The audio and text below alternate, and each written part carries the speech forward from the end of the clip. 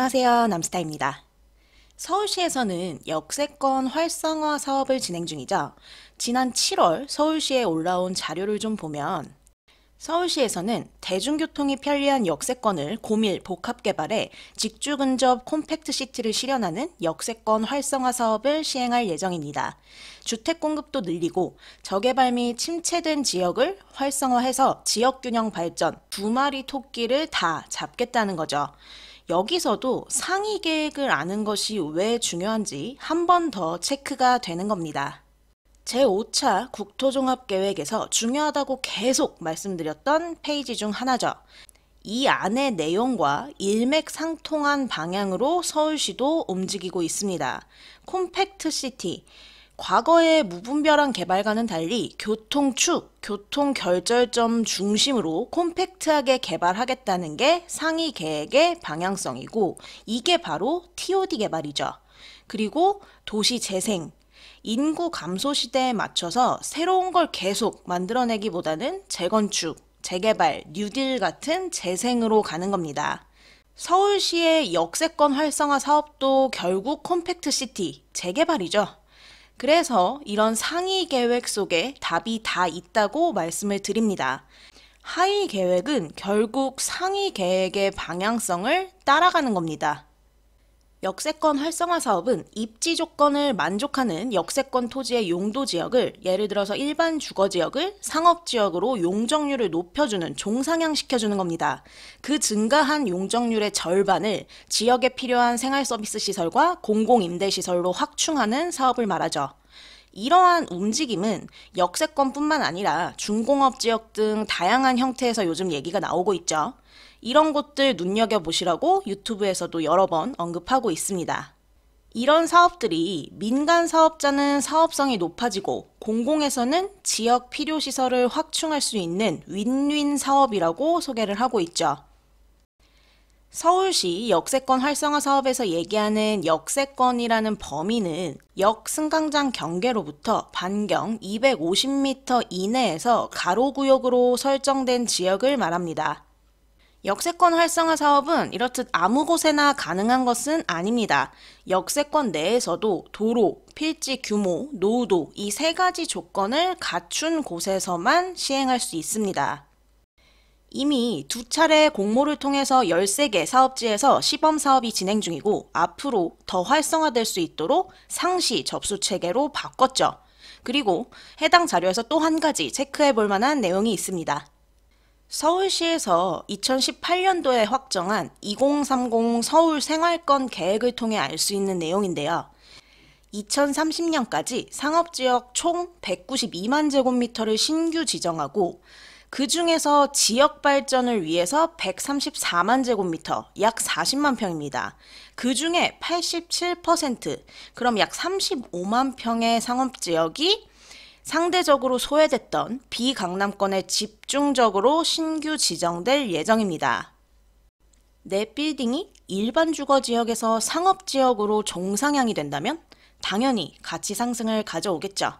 그래서 2030 서울 플랜에서 빌딩 투자 주목해야 할 지역, 공간구조 통해서도 말씀드렸죠. 비강남권에서도 분명히 가치 있는 입지들이 있다는 겁니다. 근데 이런 호재들이 집중되는 곳이 보시다시피 결국 역세권, 중공업 지역, 이런 이미 계획에서 언급된 곳들이라는 거죠. 서울시 역세권 활성화 사업의 기존 시범 사업지들을 제외하고 사업 대상지 선정을 비정기 공모에서 상시 신청 접수로 변경하면서 처음으로 신규 지정된 세 곳이 있습니다. 강북구 삼양 사거리역, 마포구 공덕역, 강동구 둔촌동역이 그 주인공입니다. 왜 이 세 곳이 선정됐고 앞으로 어떤 계획들이 예정되어 있는지 간단히 살펴보겠습니다. 먼저 삼양사거리역입니다. 부지 면적 2007제곱미터, 약 607평에 해당하는 대상지고요. 삼양사거리역은 2030 서울 생활권 계획에서 삼양지구 중심으로 공간 위계가 상향된 지역입니다. 주거지 지원 기능 및 공공 서비스 기능의 육성이 필요한 곳이기 때문에 저층부에 근생시설을 배치하고 공공 보행 통로를 설치해 상권 및 가로 활성화를 유도한다는 계획입니다. 유동인구가 많고 영유아 자녀를 둔 3, 4인 가구 유입을 고려해서 주택 133세대를 공급하고 지역에 부족한 공공체육시설을 확충한다는 계획입니다. 두 번째는 마포구 공덕역입니다. 부지 면적 8,925제곱미터, 약 2,700평 정도 되는 대상지가 선정이 됐습니다. 공덕역은 여의도, 마포, 용산 등 업무 요충지를 연결하는 5호선, 6호선, 공항철도, 경의중앙선이 교차하는 지역으로서 업무 기능 강화를 요구받고 있는 지역입니다. 향후 개발 이후에도 사업주 관련 계열사가 보유한 산업, 콘텐츠 역량을 활용해서 창업 지원 및 지역산업 활성화를 도모하고 지역 필요시설로서 복합문화체험 공간을 확충한다는 계획입니다. 마포구도 빌딩 투자처로 굉장히 핫한 곳 중에 하나죠.